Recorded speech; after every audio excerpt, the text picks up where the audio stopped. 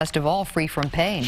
Well, a Baltimore doctor has helped develop a new drug to treat patients with high-risk coronary artery disease. Brilinta is already being used in some other countries, and it just got FDA approval here in the U.S. 11 News reporter Kim Dacey has the details. 12 years ago, Lionel Randall visited his doctor with burning in his lungs and shortness of breath. His doctor discovered he had 100% blockage in one of his arteries. Because of the blockage, I ended up having to have a bypass surgery. And at 36, having bypass surgery is very rare, especially with someone like me who didn't have any of the risk factors for coronary artery disease. Since then, Lionel has been on a number of antiplatelet therapy drugs to keep his platelets from sticking together and causing those blockages.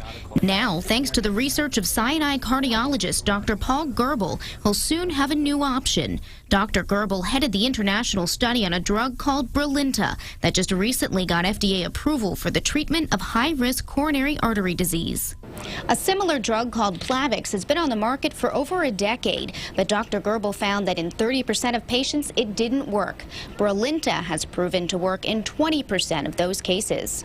And not only did Brilinta lower the risk of blood clots leading to heart attack and stroke in patients, but it also significantly lowered the risk of death from heart disease. I think that patients need to know that there are alternatives to Plavix, and that this drug has the promise of potentially saving lives in patients who come in with a heart attack.